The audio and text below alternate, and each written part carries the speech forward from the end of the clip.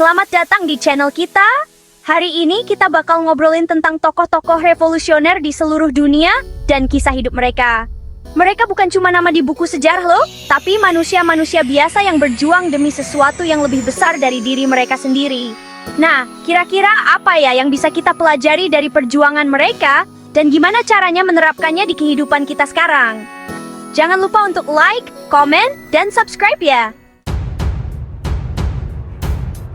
Siapa sih yang nggak kenal Che Guevara? Sosok revolusioner yang wajahnya menghiasi berbagai benda di seluruh dunia. Mukanya ada di mana-mana, mulai dari kaos oblong sampai poster di kamar anak muda.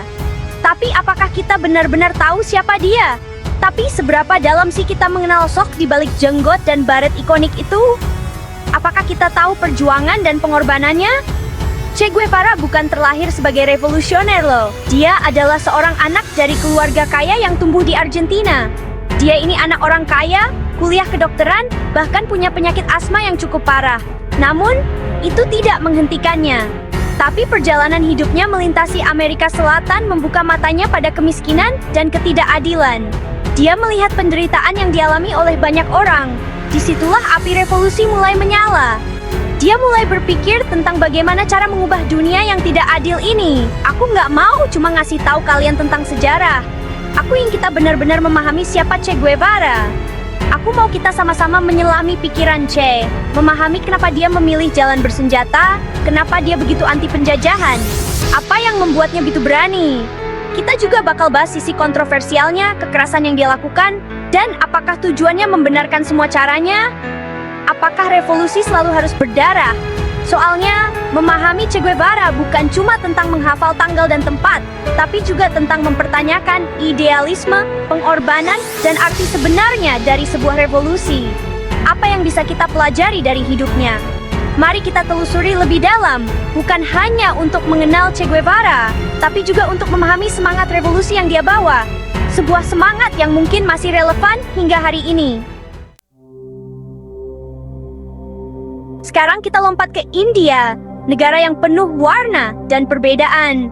India adalah tanah yang kaya akan budaya, tradisi, dan sejarah yang panjang. Di tengah keramaian dan hiruk-pikuknya, ada satu sosok yang mengubah arah sejarah bangsa ini.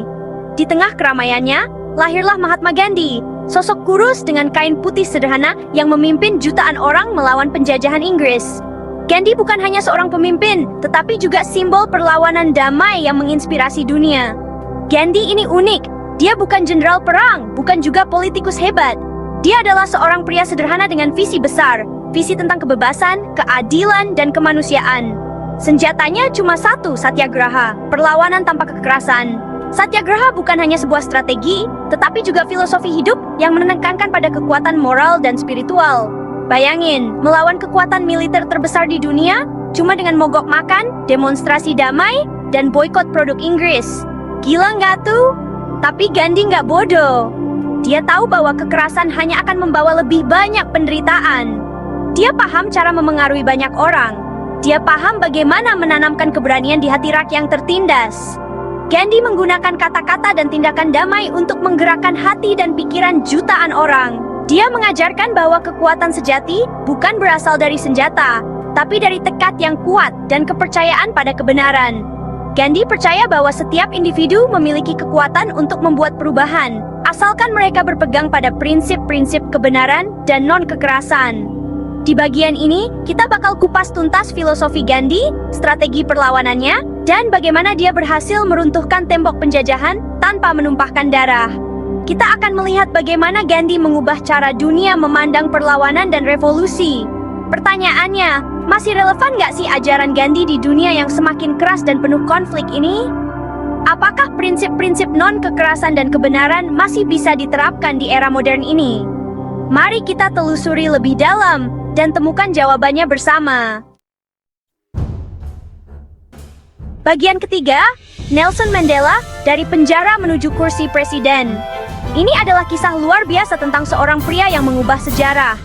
Dari India, kita terbang ke Afrika Selatan, negara yang pernah terluka parah oleh apartheid, sistem pemisahan ras yang kejam. Apartheid memisahkan orang berdasarkan warna kulit, menciptakan ketidakadilan yang mendalam, dan penderitaan yang luar biasa bagi banyak orang. Di Di sana, lahirlah Nelson Mandela yang mengorbankan hampir 30 tahun hidupnya di penjara demi memerdekakan rakyatnya.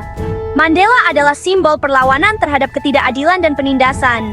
Bayangin, 27 tahun hidupnya terkurung di balik jeruji besi, dipisahkan dari keluarga, diperlakukan tidak manusiawi.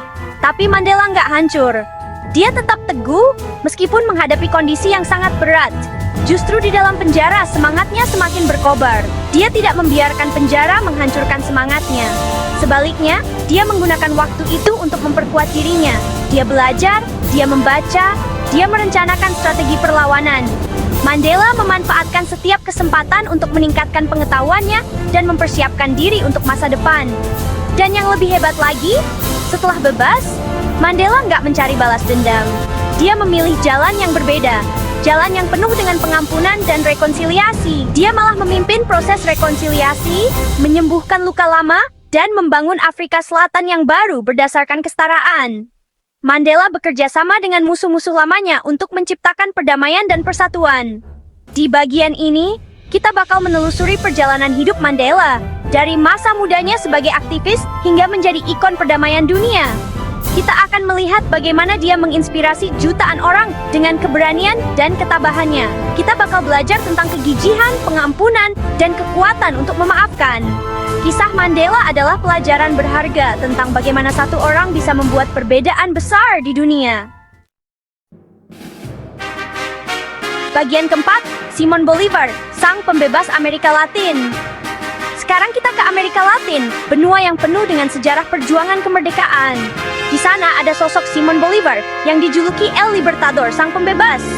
Bolivar ini hidup di era ketika kerajaan Spanyol masih berkuasa. Dia menyaksikan ketidakadilan, penindasan, dan kesengsaraan yang dialami rakyat Amerika Latin, dan dia muak. Bolivar bukan cuma pemimpi, dia seorang ahli strategi militer yang brilian. Dia memimpin pasukannya melintasi pegunungan Andes, mengalahkan tentara Spanyol di berbagai pertempuran, dan membebaskan negara-negara seperti Venezuela, Kolombia, Ekuador, Peru, dan Bolivia dari cengkeraman penjajahan. Tapi perjuangan Bolivar bukan tanpa rintangan. Dia menghadapi pengkhianatan, kekalahan, bahkan pemberontakan dari orang-orang terdekatnya. Di bagian ini, kita bakal membahas perjalanan hidup Bolivar, visi besarnya untuk Amerika Latin yang bersatu, dan bagaimana warisannya masih terasa hingga saat ini. Bagian kelima, Soekarno-Bung Karno dan kelahiran sebuah bangsa. Dan terakhir kita pulang ke tanah air Indonesia. Negara kepulauan yang berhasil bersatu berkat perjuangan para pahlawan, salah satunya adalah Soekarno, atau yang kita kenal dengan Bung Karno. Soekarno itu pemimpin yang karismatik, jago berpidato, dan punya visi yang jauh ke depan. Di masa muda, dia sudah aktif bergerak, menyuarakan kemerdekaan Indonesia dari penjajahan Belanda. Dia rela dipenjara, diasingkan, bahkan nyawanya terancam. Tapi semangatnya tak pernah padam. Bersama para pendiri bangsa lainnya, Soekarno akhirnya memproklamirkan kemerdekaan Indonesia pada tanggal 17 Agustus 1945. Sebuah momen bersejarah yang mengubah jalannya sejarah bangsa. Di bagian ini, kita bakal mengenang kembali perjuangan Soekarno, ide-idenya tentang nasionalisme, internasionalisme, dan bagaimana dia berhasil mempersatukan berbagai suku, agama, dan budaya di bawah bendera Indonesia. Penutup, api revolusi ada di dalam diri kita. Itulah dia kisah 5 tokoh revolusi dunia yang telah mengubah wajah dunia. Mereka berasal dari latar belakang yang berbeda, menggunakan cara yang berbeda, tetapi memiliki satu tujuan yang sama, memperjuangkan keadilan dan kemerdekaan. Ingat, revolusi bukan hanya tentang perang dan kekerasan. Revolusi adalah tentang perubahan, tentang perjuangan melawan ketidakadilan, tentang mewujudkan dunia yang lebih baik. Dan api revolusi itu ada di dalam diri kita masing-masing. Terima kasih sudah menonton.